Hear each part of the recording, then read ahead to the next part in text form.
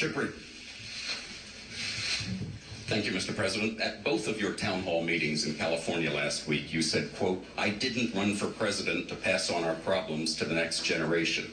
But under your budget, the debt will increase $7 trillion over the next 10 years. The Congressional Budget Office says $9.3 trillion. And today on Capitol Hill, some Republicans called your budget, with all the spending on health care, education, and environment, the most irresponsible budget in American history. Isn't that kind of debt exactly what you were talking about when you said passing on our problems to the next generation? First of all, I suspect that some of those Republican critics have a short memory because, as I recall, I'm inheriting a $1.3 trillion deficit, annual deficit from them. That would be point number one. Point number two. Both under our estimates and under the CBO estimates, the most conservative estimates out there, we drive down the deficit over the first 5 years of our budget. The deficit is cut in half, and folks aren't disputing that. Where the dispute comes in is what happens in a whole bunch of out years. And the main difference between the budget that we presented and the budget that came out of the Congressional Budget Office is assumptions about growth. They're assuming a growth rate of 2.2. We're assuming a growth rate of 2.6. Those small differences end up adding up to a lot of money. Our assumptions are perfectly consistent with what blue chip forecasters out there are saying. Now, none of us know exactly what's going to happen 6 or 8 or 10 years from now. Here's what I do know. If we don't tackle energy, if we don't improve our education system, if we don't drive down the costs of healthcare, if we're not making serious investments in science and technology and our infrastructure, then we won't grow 2.6%, we won't grow 2.2%. We won't grow.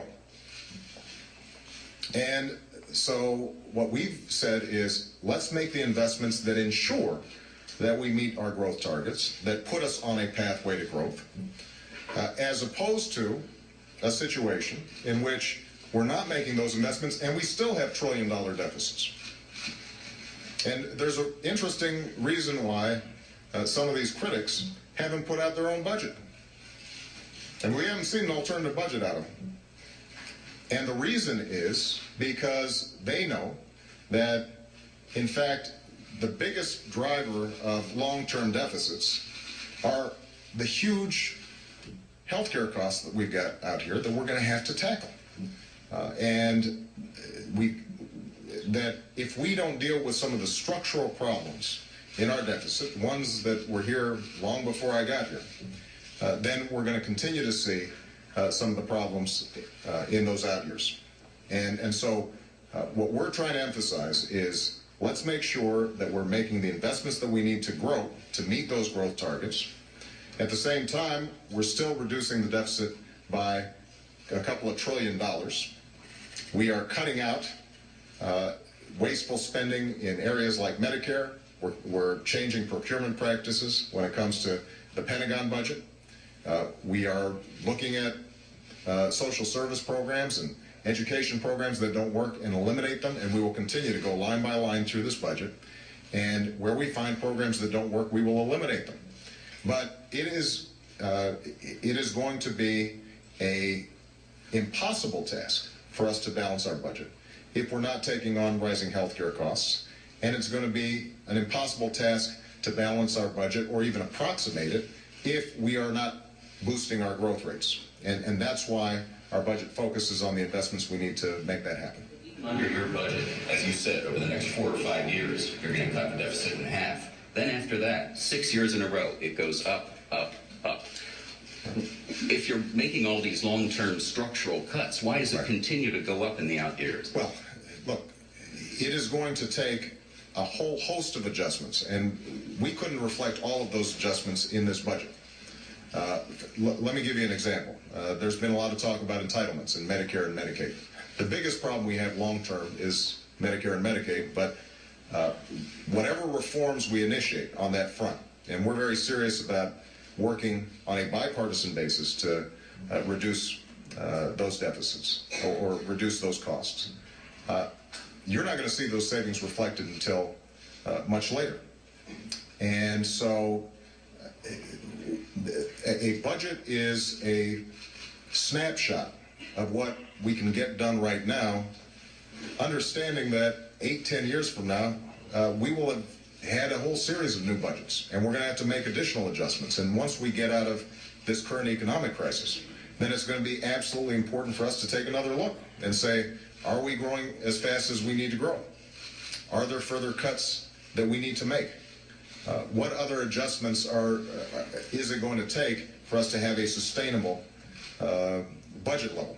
But keep in mind, just to give one other example, as a percentage of gross domestic product, we are reducing non-defense discretionary spending to its lowest level since the 60s. Lower than it was under Reagan, lower than it was under Clinton, lower than it was under Bush, or both Bushes. And so if we're growing, if we are doing what's necessary to create new businesses and to expand the economy, and we are making sure that we're eliminating some of these programs that aren't working, then over time, that gap can close.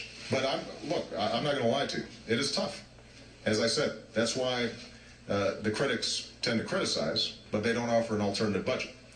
Because even if we were not doing health care, we were not doing energy, we were not doing education, they'd still have a whole bunch of problems in those out years, according to CBO projections. The only difference is that we will not have invested in what's necessary to make this economy grow. Is Lourdes here from Univision? Thank you, Mr. President. Today, your administration presented a plan to help curb the violence in Mexico and also to control any or prevent any spillover of the violence into the United States. Do you consider the situation now a national security threat? And do you believe that it could require sending national troops to the border? Governor Perry of Texas has said that you still need more troops and more agents. Okay. How do you respond to that? Well, first of all, let's focus on what we did today. It's very significant. We are sending millions of dollars in additional equipment to provide more effective surveillance. We are providing hundreds of additional personnel that can help control the border, deal with customs issues.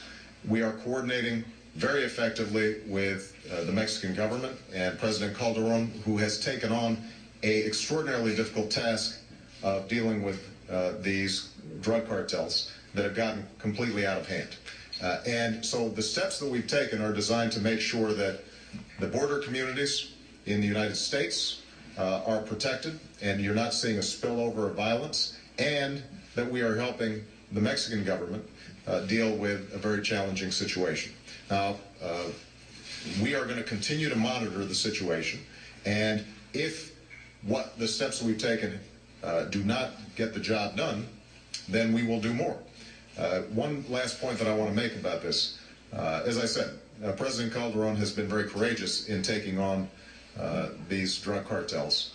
We've got to also take some steps, even as he is doing more to deal with the drug cartels sending drugs into the United States. We need to do more to make sure that illegal guns and cash aren't flowing back to these cartels. That's part of what's financing their operations. That's part of what's arming them. That's what makes them so dangerous. And this is something that we take very seriously, and we're going to continue to work on diligently in the months to come.